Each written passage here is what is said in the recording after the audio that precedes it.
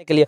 और इस रास्ते की स्थिति को देख के पता चलता है कि यहाँ के जो भी प्रतिनिधि हैं कितने कुशल हैं, कितने शिक्षित हैं और शिक्षा के प्रति कितने विकास की है रणनीति, आपसी लेन देन हो पहले नीति। इसका भी नट खुल चुका है और ये पूरा तरीके से ध्वस्त हो चुका है मुख्यमंत्री जी का ये चापाकल जो योजना है। और यहाँ पे एक एक नहीं 3-3 शौचालय बनाया गया है और ये अच्छी बात है।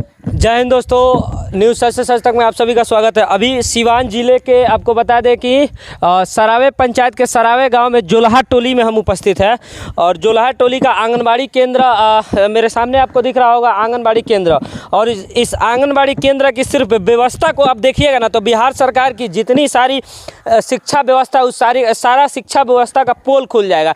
पहले तो आप देख, हालांकि ये समय है बंद है आंगनबाड़ी, ये बंद होने का समय भी होता है चूँकि पहले तो आज शनिवार है और दूसरा 3:30 बजे हम लोग आए हैं तो अंदर के विधि व्यवस्था से हम लोग को मतलब नहीं है अंदर, चूँकि ये समय भी नहीं है जिस समय आंगनबाड़ी चलता है। लेकिन ज़रा सोचिए महोदय, मुझे नहीं पता कि यहाँ आंगनबाड़ी चलता है कि नहीं, यहाँ पढ़ाई होता है कि नहीं, लेकिन एक चीज़ आपको दिखाने का प्रयास करते हैं। ये आंगनबाड़ी का भवन है और इसके एक और ये भवन है, ये भी आंगनबाड़ी का भवन है और इसकी स्थिति हम देख के आश्चर्यचकित हो गए। सबसे पहले तो ये देखिए, ये जो रास्ता है ना, यही रास्ता है आंगनबाड़ी में आने के लिए। और इस रास्ते की स्थिति को देख के पता चलता है कि यहाँ के जो भी प्रतिनिधि हैं कितने कुशल हैं, कितने शिक्षित हैं और शिक्षा के प्रति कितने वो लोग जागरूक हैं। सिर्फ और सिर्फ इस रास्ते को देख के अंदाज़ा लग जाता है कि यहाँ के जो भी प्रतिनिधि हैं कितना बढ़िया से व्यवस्था किए हैं शिक्षा के लिए। और ज़रा आइए और भी कुछ चीज़ें दिखाने का प्रयास करता हूँ मैं आपको।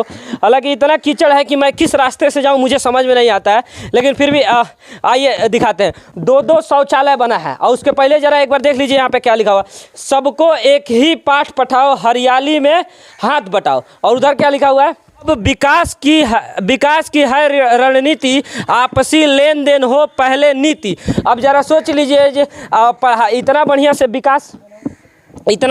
विकास हो रहा है कि मुझे तो इन सब चीज़ों को देख के पेट अच्छा सॉरी, इसमें ऐसे अब देखिए इसमें भी लिखने में भी कितना मज़ा से लिखा गया है। उसके बाद देखिए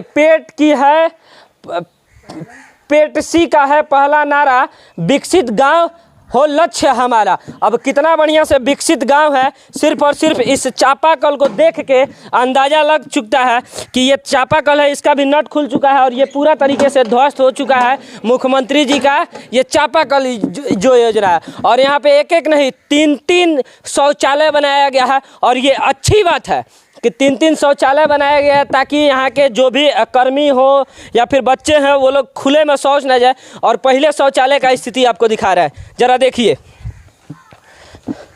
अब हमको समझ में नहीं आता है कि ये शौचालय इंसान के लिए बनाया गया है या फिर जानवरों के लिए बनाया गया है, मुझे समझ में नहीं आता है। ये आप लोग हमको कमेंट करके बताइएगा।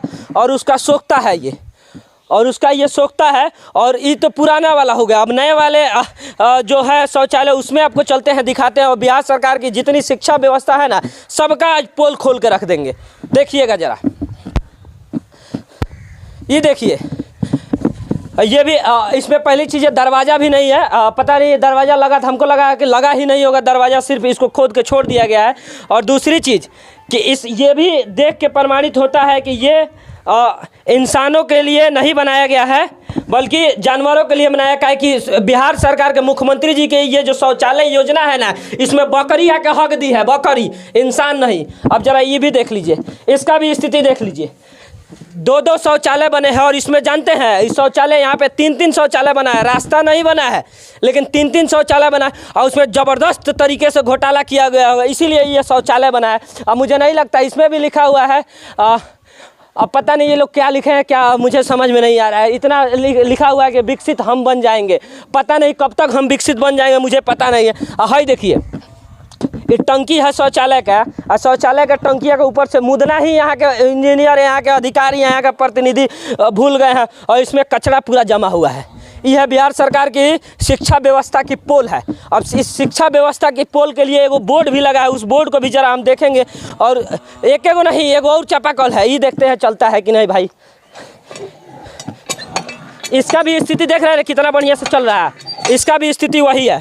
अब जरा ये मुख्य चीज़ है, इसको जरा पढ़ लीजिए। कार्य का नाम ग्राम सरावे छावनी में पिपराही पोखरा का जीर्णोद्धार कर। अच्छा, इस पोखरा के लिए जीर्णोद्धार किया गया। कार्य का पहचान WBG, ये जो इसका संख्या है। कार्य की प्रारंभ तिथि जरा देख लीजिए, 26/5/2022 को प्रारंभ किया गया था। कार्य के समाप्त होने की तिथि नहीं लिखी गई है। कार्य कब समाप्त हुआ है अभी भी नहीं समाप्त हुआ है, इसलिए इसका तिथि नहीं लिखा गया है। और इसके लिए प्राप्त राशि आप देख सकते हैं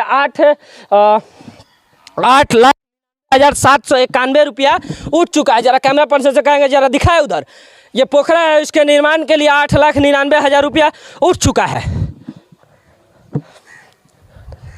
और उसके बाद देखिए, योजना द्वारा वित्त पोषित मनरेगा के द्वारा बना है। मानव दिवस मतलब इसमें कितने कार्य व्यक्ति लगे हैं काम करने में, 4,161 व्यक्ति लगे हैं। सरोवर का क्षेत्रफल 1 एकड़ में है। सरोवर की लंबाई 67 मीटर है।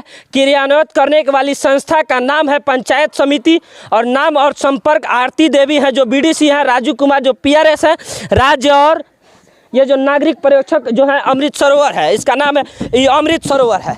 अब जरा इस अमृत सरोवर की भी स्थिति आपको दिखा देते हैं। मुख्यमंत्री जी, आप शराब योजना के निगरानी के लिए हेलीकॉप्टर निकालते हैं ना, तो आपसे एक रिक्वेस्ट है ना कि आप अपने शिक्षा व्यवस्था को भी निगरानी के लिए हेलीकॉप्टर निकालिए, और इस अमृत सरोवर का एक बार हेलीकॉप्टर से ही निरीक्षण कर लीजिए, ताकि आपको अंदाज़ा लग जाएगा कि आपके द्वारा योजना जो भी लॉन्च किया जाता है, योजना तो आप खूब बढ़िया से एयर कंडीशन में बैठ के चालू कर देते हैं, लेकिन उस योजना में कितना बढ़िया से काम होता है इसका अंदाज़ा आपको यहाँ से आने के बाद लग जाएगा। अच्छा बाबू, तुम लोग का घर यहीं है? कोई नहीं बोलेगा, मुझे पता है, ये सब कोई नहीं बोलेगा, इस सब डर से कोई नहीं बोलेगा। इसी डर के वजह से वो 8,99,000 रुपया गरीबों का टैक्स का पैसा इस अमृत सरोवर में लग चुका है। लेकिन पता नहीं ये अमृत सरोवर इतना बढ़िया से कि इसमें पैर डालने का भी मन नहीं करेगा, इतना बढ़िया से अमृत सरोवर है। बहरहाल बिहार की ये शिक्षा व्यवस्था है, और ये अमृत सरोवर की व्यवस्था थी। इन सारे चीज़ों को समझने की आवश्यकता है, और हमारे अनपढ़ गंवार जितने भी एक तरीके से कह दे प्रतिनिधि हैं, इन सब का बहिष्कार करने की आवश्यकता है। क्योंकि अगर जब तक हम लोग इन लोगों का बहिष्कार नहीं करेंगे ना, ऐसे ऐसे रास्ते से हमारे बच्चे आएंगे विद्यालय में पढ़ने के लिए, आंगनबाड़ी में पढ़ने के लिए, और जिस तरीके से यहाँ पे शौचालय में भ्रष्टाचार किया गया है, अमृत सरोवर के नाम पे भ्रष्टाचार किया गया, इसी तरीके से भ्रष्टाचार होता रहेगा और हमारे बच्चों का भविष्य खराब होता रहेगा। इनको किया जाता है, 5 साल के बाद फिर दूसरे चुने जाएंगे।